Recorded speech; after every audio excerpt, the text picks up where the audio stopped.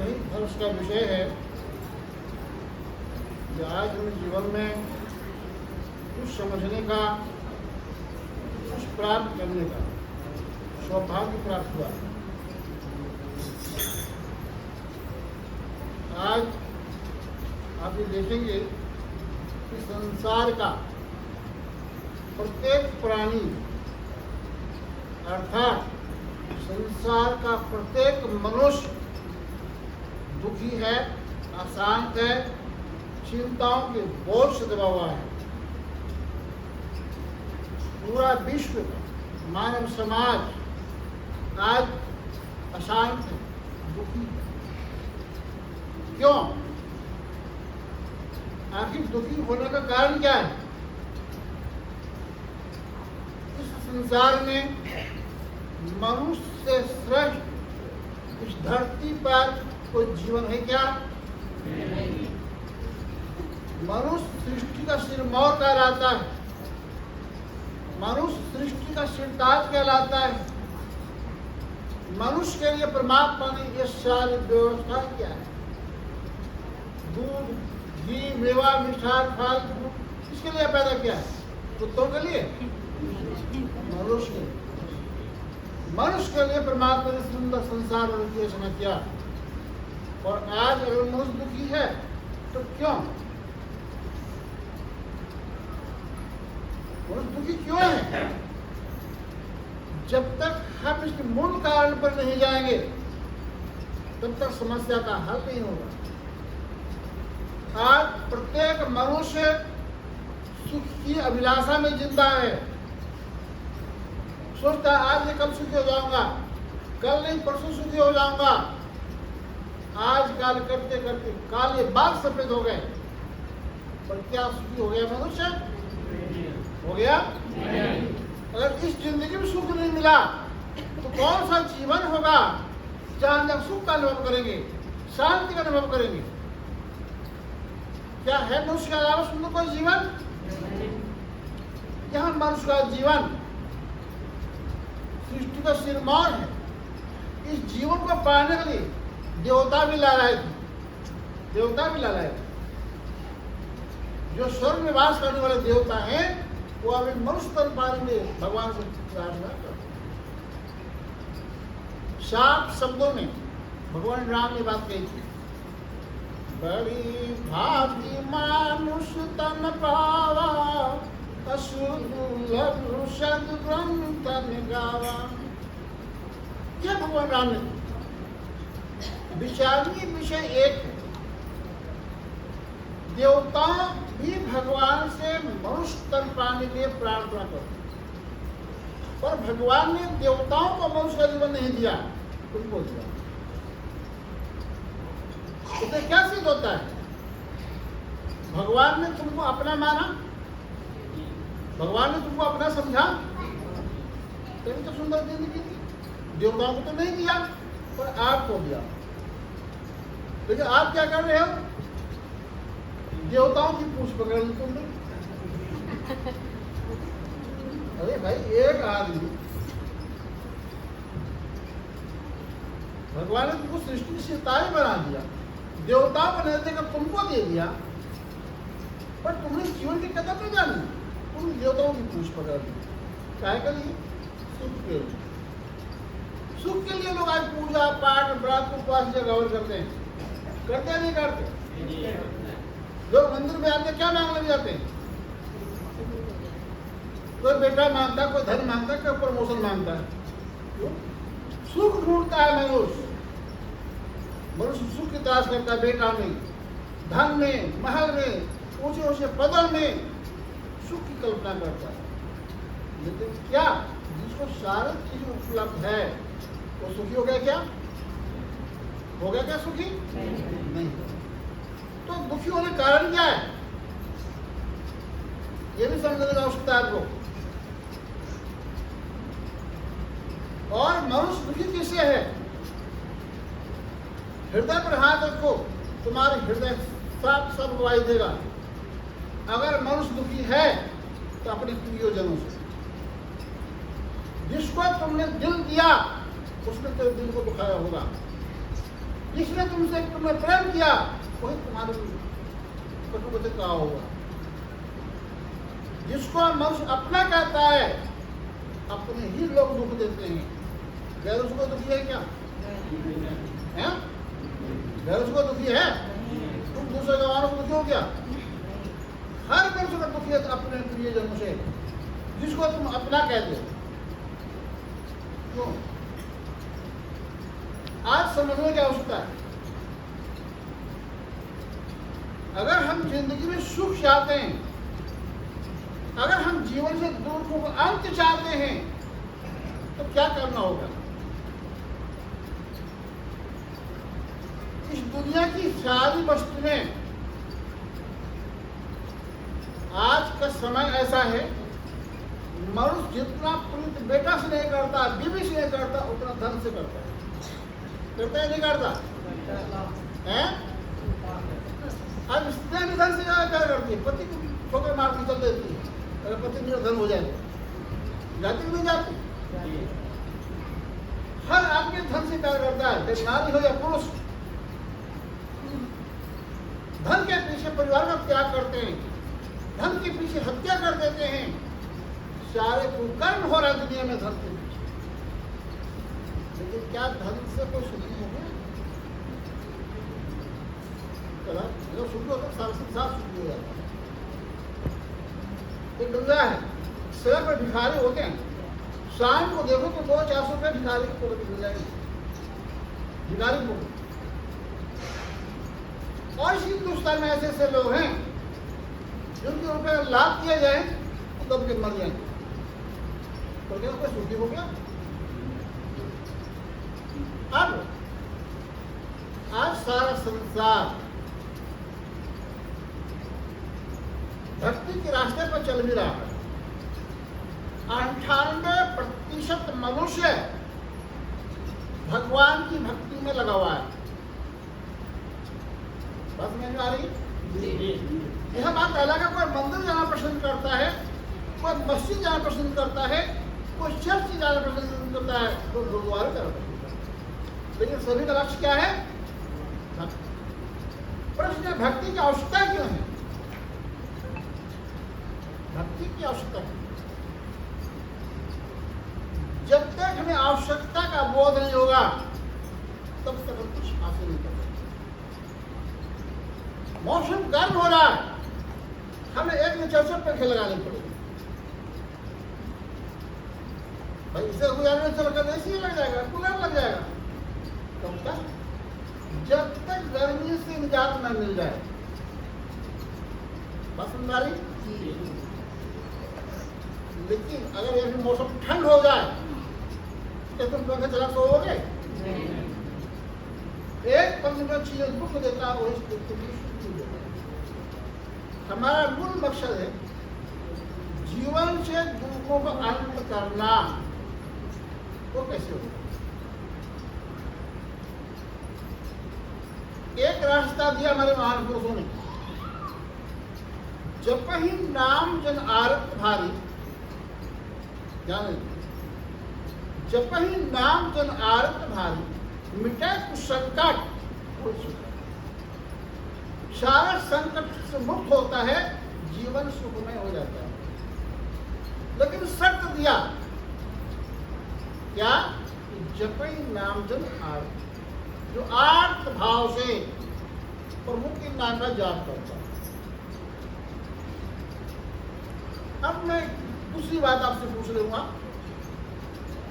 आपने बहुत लोगों को देखा होगा, और ना देखा तो यहाँ पे देख लेना। अगर गंगा किनारे बैठे हो, एक आदमी ठेले पर बैठा होता है, उसके हाथ में कटोरा होता है, एक आदमी धक्का देता है ठेले पर, बड़े आठ भाष कहता है, दे दे राम दिला दे राम देने वाला सीताराम। कहता ही नहीं कहता? कैसे तुम दूर हो गया? अगर तुम दूर नहीं हो तो संत ने भांग खा कर लिख दिया था भाई? अगर है तो दुख दूर होना भी चाहिए, और ये अगर नहीं हो रहा तो कहीं कहीं गड़बड़ियां हैं। ये तो संत ने भांग खाकर लिख दिया। या तो नाम जपने वाला गलत है, वो समझ नहीं पाया,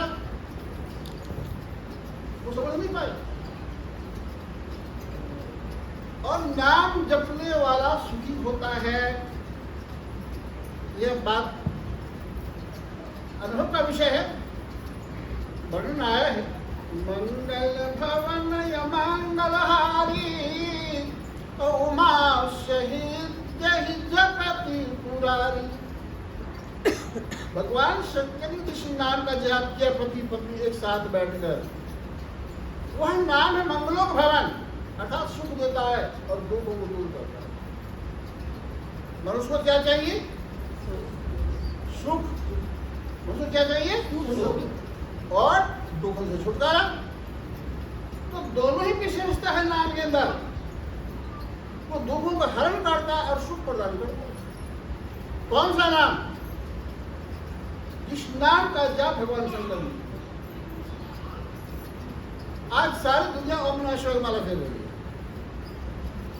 पर क्या शंकर में ओम नमः शिवाय माला फेर रही है? वो किसके ध्यान में मग्न है? वो किसके नाम का चिंतन कर रहे हैं? जिस नाम का चिंतन, जिस नाम का स्मरण भगवान शंकर ने किया, उस नाम की यह विशेषता है कि वो सुख प्रदान करता है, दुखों का अंत करता है। मनुष्य को चाहिए सुख, मनुष्य को चाहिए दुखों से छुटकारा। दुख दो तीन प्रकार होते हैं, दैहिक, दैहिक, भौतिक।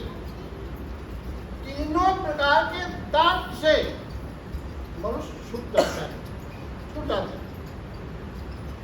एक ही शर्त है, और वह प्रभु के नाम का चिंतन। लेकिन जानना पड़ेगा कि प्रभु का नाम है तो है क्या। एक समय था जब दुनिया नहीं बनी थी, तब भी दुनिया को बनाने वाला था या नहीं था? अगर था तो उसका नाम क्या था? दुनिया बनने से पूर्व अगर वो था तो उसका नाम क्या था? आज भी और आगे भी रहेगा।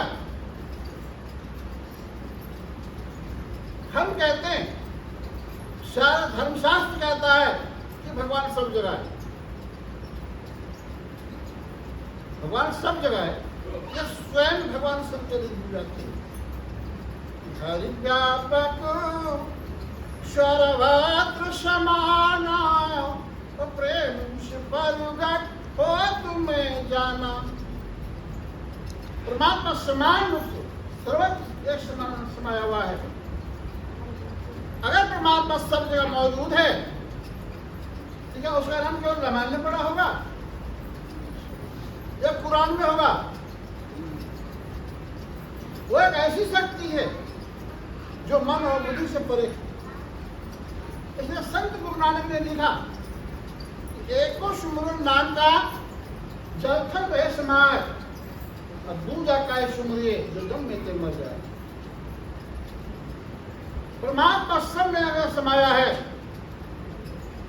तो घास भी, आपने देखा घास भी जीव श्वास लेता है, पेड़ पौधे भी श्वास लेते हैं, लेते हैं नहीं लेते? और जब श्वास निकल जाएगा तो पौधा सूख जाएगा, मर जाएगा।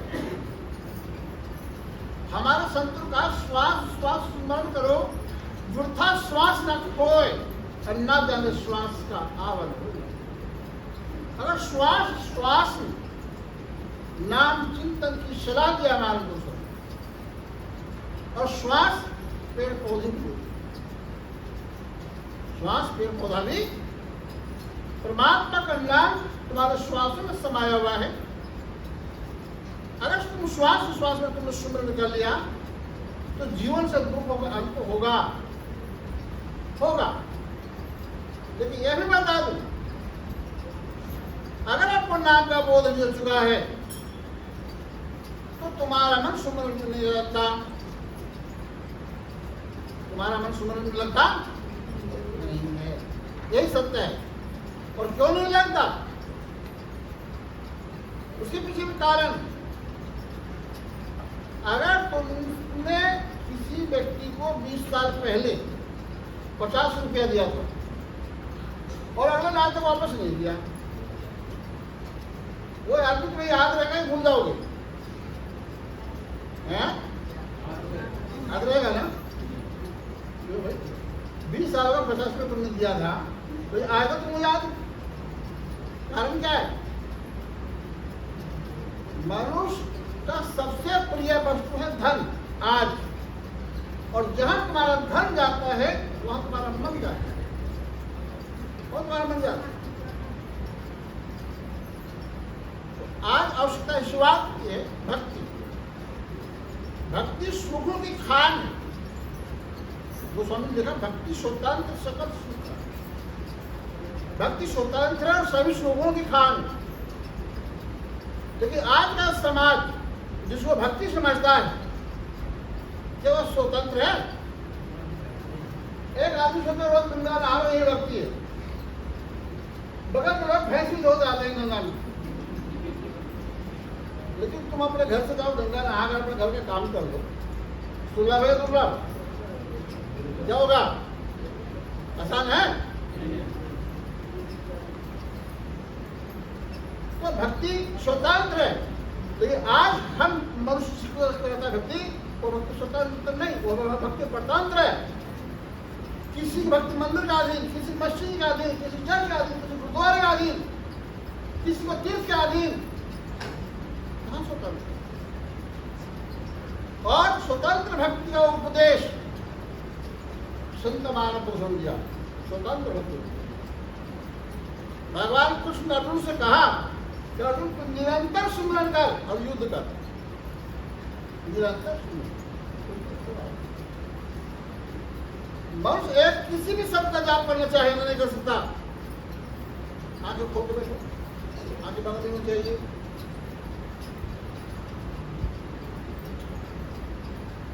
ध्यान दिया तो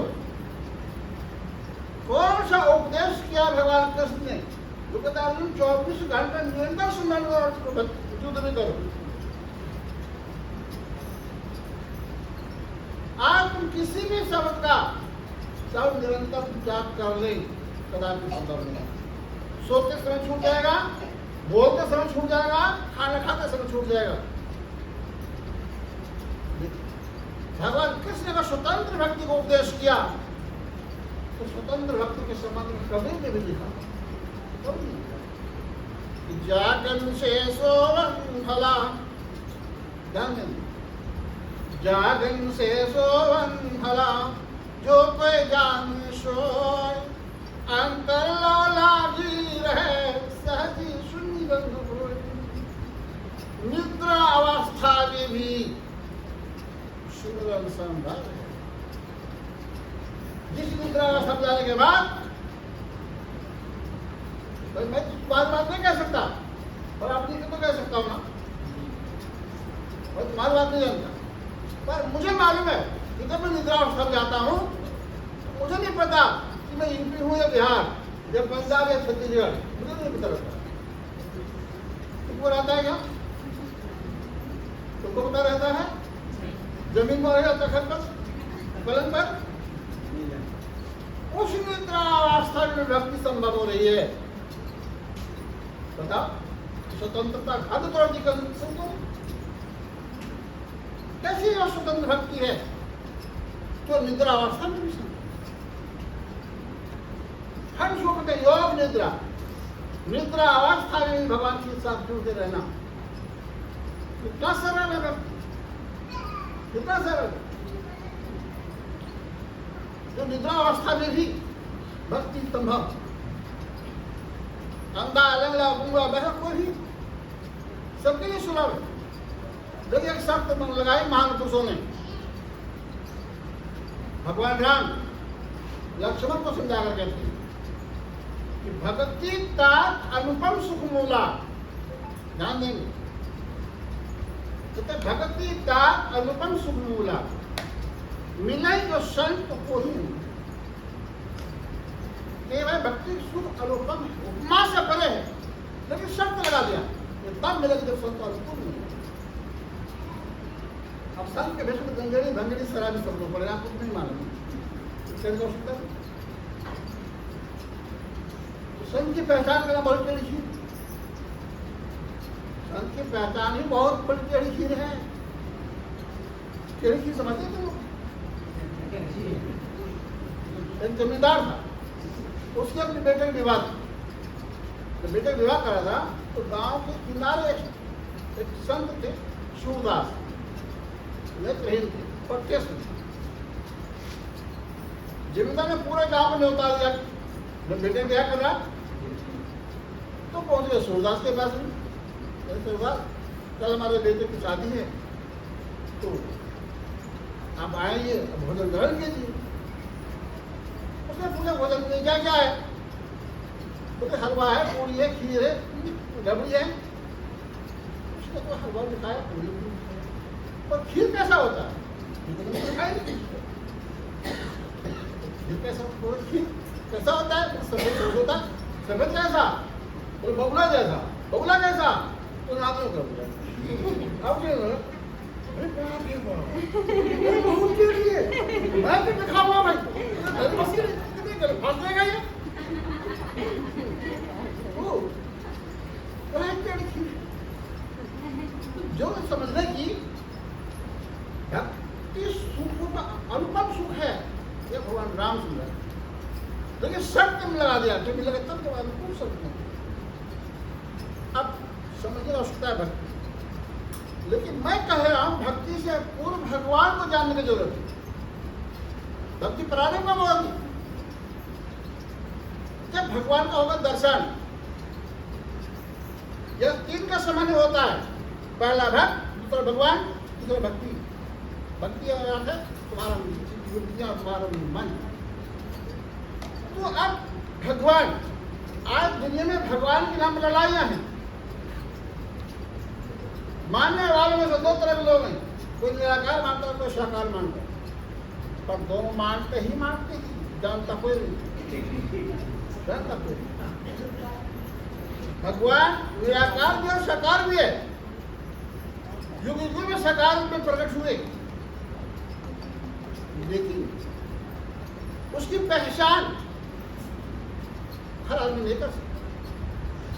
जब जब भगवान ने अवतार लिया, घर परिवार के लोगों ने पहचाना। बाहर की बात तो बहुत है, यहाँ कसौटी थी, जिसके पास उसने प्रभु को पहचाना।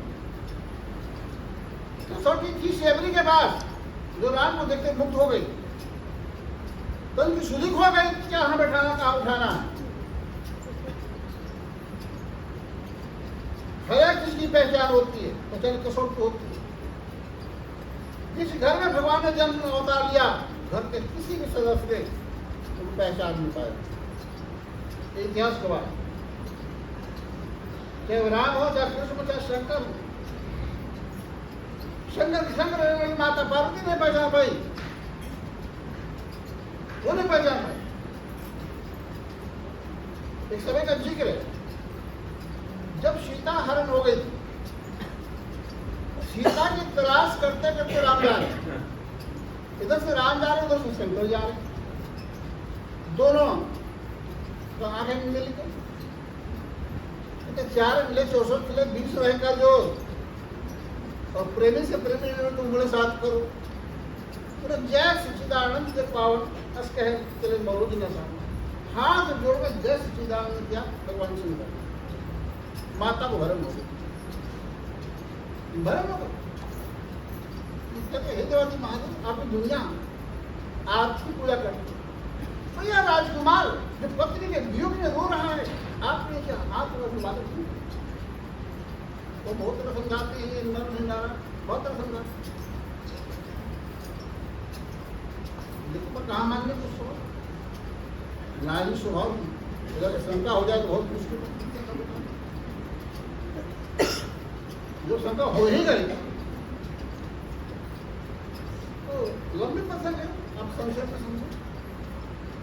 भगवान शंकर में जाओ, जिस विदित मार्ग संशय समाधान हो तुम चलो, वो आगे रास्ता काटती गई। और ध्यान देना, सीता का रूप बनाकर बैठ गए। तपस्या के प्रभाव से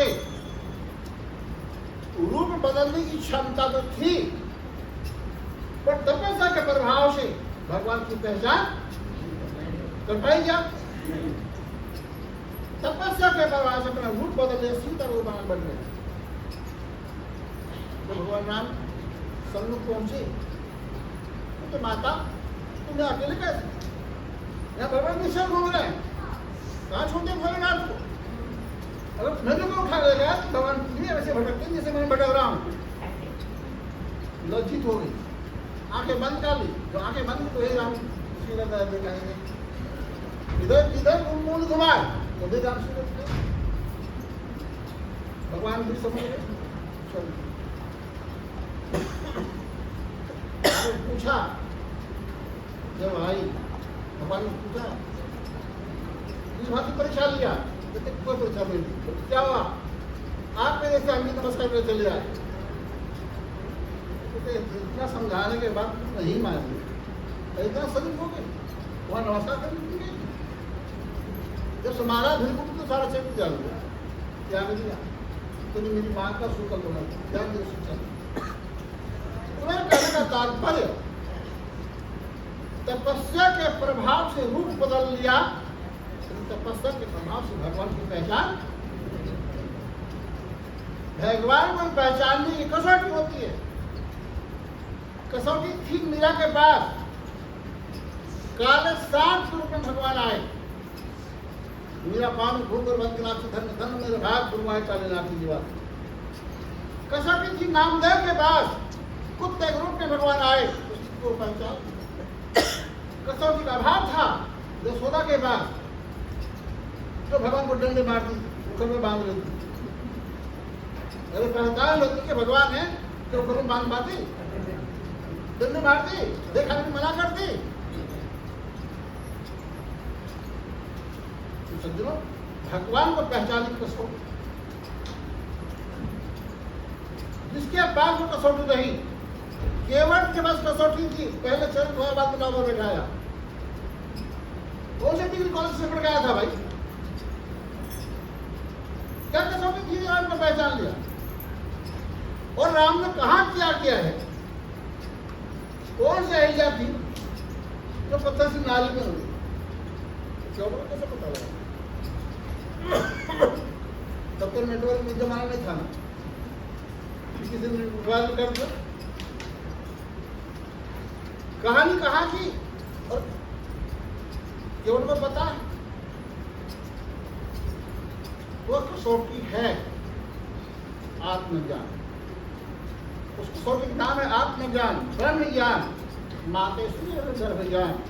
यह ज्ञान बच्चों को माँ के गर्भ में रहता है, बाहर आने के बाद बच्चे भूल जाते हैं। तो आत्मज्ञान के बगैर जो भी कुछ मनुष्य करता है वो सब के सब ज्ञान। भगवान कृष्ण का मत, नाना शास्त्र पठन लोके नाना दैवत पूजनम, आत्मज्ञान दिन पार्था सर्व कर्म निरंतर। सारे कर्म की बात, आत्मज्ञान वह ज्ञान है जिस ज्ञान से मनुष्य का संपूर्ण पाप कर्म नष्ट हो जाता है, संपूर्ण पाप कर्म। और ये बात गीता में भी आया है, संत कबीर ने भी लिखा। संत कबीर कहते हैं, ध्यान देना, कि जब ही नाम हृदय धरा, खोपड़ी में नहीं, आज पूछो किसी बच्चे के भाई भगवान नाम क्या है, बन गए राम राम, क्यों खोपड़ी में है। तो जब ही नाम हृदय धरा, भयो पाप की नाश, जैसी जिंदगी आग थी परी पुरानी घास। बहुत ज्यादा लकड़ी गोबर घास पड़ा हो, एक छोटी से कुछ ही देर में आप देखेंगे राख हो जाएगी, और हवा से तो राख भी उड़ जाएगी, जमीन खाली हो जाएगी। मनुष्य के सारे पाप कर्म का नाश हो जाता है उस नाम के प्रभाव से। अर्जुन 18 छोड़ने से नरसंहार कर दिया, अर्जुन को माफी कहता है क्या? हनुमान ने पूरी लंका जला दी, नारियों को नाक कान काट लिया, कोई पापी कहता है क्या? घर घर में पूजा हो रही।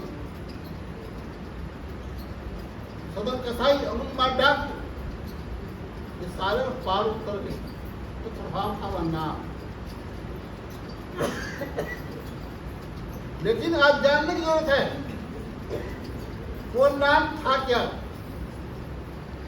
जिस नाम के प्रभाव से जीवन के समस्त दुखों का अंत होता है और जीवन सुख है, जीवन आनंद है। आज बहुतों को नाम का पता भी है पता। संतों को समझ जाते हैं, लोग नाम दान लेते हैं, लेकिन मनुष्य के हृदय में विश्वास नहीं है। मनुष्य हृदय में विश्वास, और बिन विश्वास भक्ति नहीं।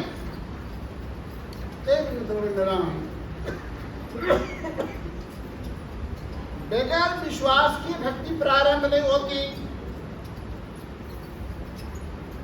आज आप देख लो, अब आगे सावन सारा हिंदुस्तान शंकर जी भक्त बन जाएगा, बनेगा नहीं बनेगा?